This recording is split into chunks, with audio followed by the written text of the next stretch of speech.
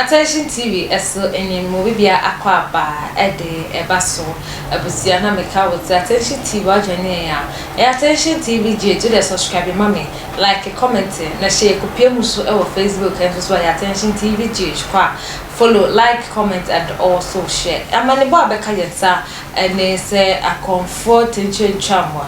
wona wodi bone e wa Ghana memo ha sei e package wo mo papa ye na chese se kan ntro bibia wo bi e de kopie mu e wa Ghana memo ha sei baby fakon akoro be bank kesia asanso ehwetu wo manager e de account wo hwa wo manager no ene akrofree e preso kakra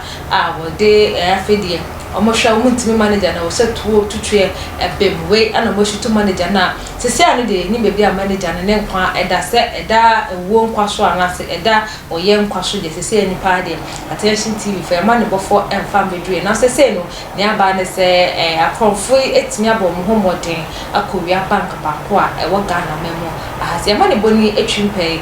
ewia hono ani manfo bi akokasa ene se ne asem no esi faye ebusia yebakutie na so asa na no amenka o Sekwe University Foundation na ndi jumidi asoma na me de beso mo ene Sekwe University de see the donations are never too late fair no 05483029 85 yanko mekuti amani boni embassy free one ma baba musa ni na na musa ma medical dia today enso kokopie mu ewo amamfirura banga kwa mu kafo ekoko bowre mu wo hono ma ewiase omakwa akwo manager owo hono mo sika wono na otu asemi ma wodi akira mekwa ahoma no so na mini na di nkomo baba musa majwe bedu semeni aba mpomu tesen nyame adom ye ho ye ne mompanfo ye de nyame ase ye nya ne ntiye se enua de asi ye no ye sususi akire nipa mienu bi na saa nipa mienu na ya akire omo no na wudi akire mpanifo toto omo no emu nsem no etese waje atum esesa abonefo sem ekoso yi omo na di ye ana wontumi nyintum bere aba meda wasina macha wontumi ye frem akifo nyina na odi kan edi chegunu ma wati for sa pepepe ene tebe team e wasa akropon ana wasa mensi ne nkonke twani bia ye friend jokwa himai na himai hono arosoma asi e hono se ye wo bank bi wo kwa ye friend apa amensi rural bank omo headquarters e wo eye asankagwa eno e wo amansi west district enimu nina e wo atoye mantem hanmo eno chi ewia kitikiti wo bra ebo eye no mienu ene fa ekobono miesa ena foreign r0bb APC bank ni mo onum ka r0bb bank ni fam asabia me no kase makula bank na se bank ni mo nyem nyina once people o manja e wo bank mko ena manager or sanso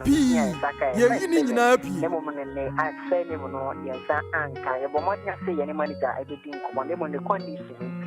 want me any ending komo egie nina to onum ebe robbery manager no and I'm so am also the second and poor manager ne etu no ebe poor manager ne trim ema ebe ameno kesi nina mo de tina ne trim ema onum edina kwa kutim o wasa ko government hospital manager no oda hono ma odi ayahwe ena anope ye ko hwe no e condition no eye nanso enya dia otumi ani edin komo egie nti ye twense no beto no kra na se ye ne tin komo ni ati information no between na afi no hono na FMB enso aba se wasa akopon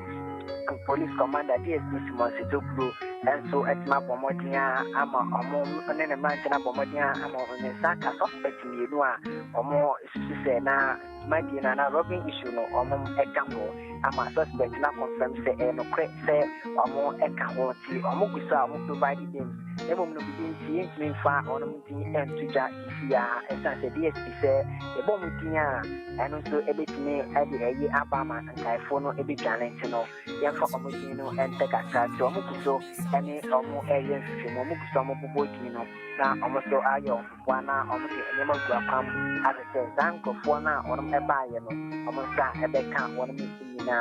tubisaya ampase omo ati nipa ni mo ene wamba ne baba musa sadia posifo ni kan fo mudin tudwa sene be ya foforo ka ho a wonam sukodi sanyambra sami wonsa ebetumi aka omudi ebejam wasie di akire maye eye de ya na ye nu be din komo ya me ya doma efri ekina ekro no Benya ba siabe ya temne wo aposifo sami ekusadi akire ebefima ba bia ya fa kame woni wontumi efe Ghana's #1 na baba isa won say BBC say ya aye na customers bank ni no mudi dwuma no mudi omusika kogu won say obi wo hon man 10 times what say akoromfo aba ho ya ba wia ya be yese no na afi ya bopini wonom obi e behwe se ni sika eda hono ma wahu bibisa Aba dewa issue no sisi ye no enso adwuma cost panic withdrawal e wo system no mu e wo wasa anansi hansi because ebia ya ban say ebia so say sika eda bank no R0bb for speak me akwa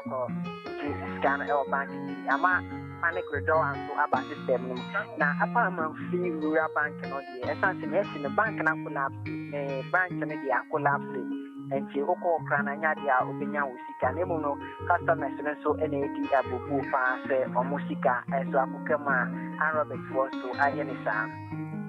mo waba adwuma pa ma me fan se brepem ye besa ba wonchen na ye no wabedi nkomo nya ba me da se bu se ye be fuma ba bia ye fan ka me woni wutini e se ma chifo mo ni wa mane bo abusia we ye ya mane boni awo amanfi enu no baba musa ene to amane boy ma ye ani nyina ene se kwa mukafo ne nrada eye apa amanfi rural bank limited ewa wasa juka heman ewa amanfi east municipality demo ene mokopie mu a ewiase okokoko ye nyambra semo se some computers managing director owo no mode sika kokko wo na emeka say do diary sabia ma doctor fo anim de ejina no so a wo hwe na ya mane boni baba musa ene atwetwe nkomo afa ho wo di nsem ya chi na de besi bia firimu enipa mienu a ya kire wo mo no adekura nam so kokko bowura hokodi se nyambra semi ene afofra e ka ho no aposifo be ye hwehwemu mapa ama otimde wo mo makadin so atudwa na brepemu eto twetwe ene robbery cost so part of Ghana and in the episode more about Attention TV so me da said that in the Attention TV macro.